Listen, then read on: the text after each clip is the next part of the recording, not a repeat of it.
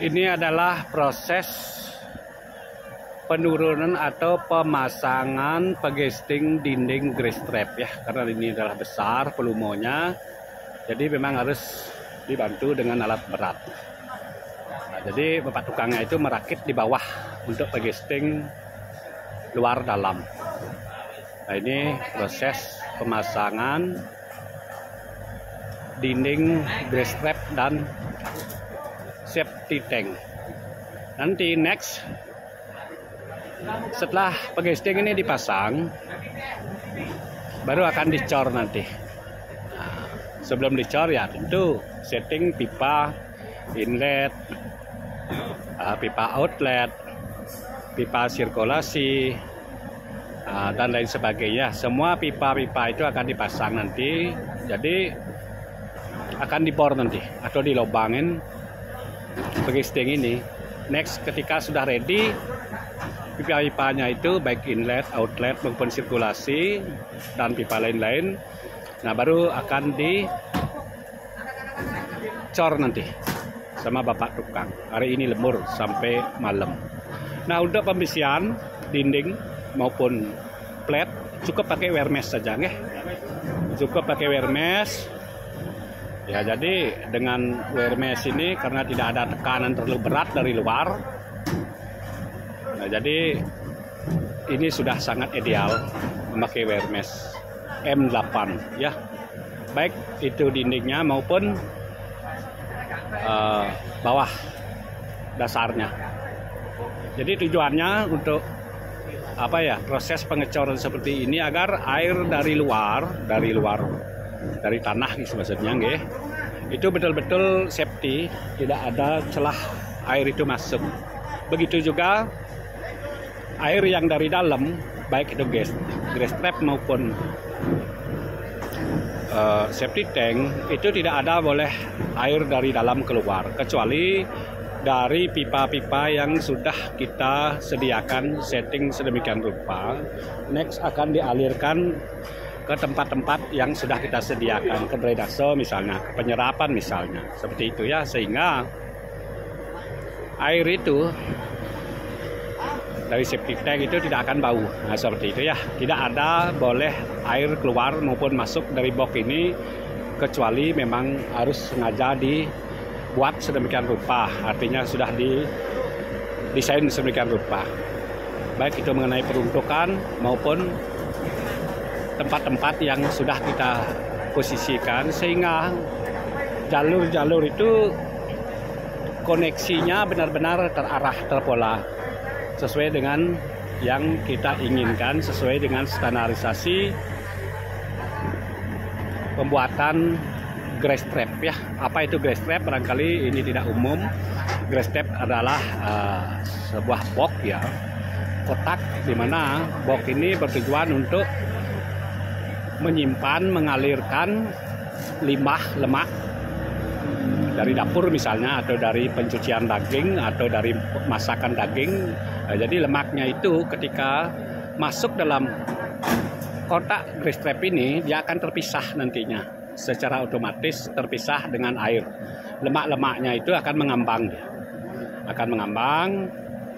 Nah, kemudian airnya itu akan di bawah. Nah, airnya yang kita alirkan nanti ke tempat khusus di box kedua, sementara lemaknya masih mengambang di sana di atas ya, jadi tidak ikut dia ke box kedua, karena sirkulasi itu pemindahan air dari box pertama ke kedua itu posisinya di tengah, sehingga yang akan mengalir hanya bagian bawah saja, tidak di bagian atas, sehingga lemaknya itu akan ngumpul di box pertama, tetap dia akan ngumpul. Nah, seperti itu. Nah, ketika sudah lemaknya itu ngumpul, akan diangkat secara manual ya, akan diangkat secara manual berkala sifatnya. Itu akan di cross check melalui bak kontrol atau manhole. Seperti itu semeton proses pemasangan atau fungsi daripada grass trap ya. Grass trap itu adalah tempat box untuk memisahkan lemak. Nah, bagaimana misalnya kalau lemak itu tidak kita pisahkan? Ya, tentu itu akan pertama mencemari lingkungan, yang kedua itu tentu akan menggumpal, dia memadat, lemak itu memadat ya, itu akan membuat saluran tersumbat. Dimanapun lemak itu berada, itu pada dasarnya dia akan mengental ya.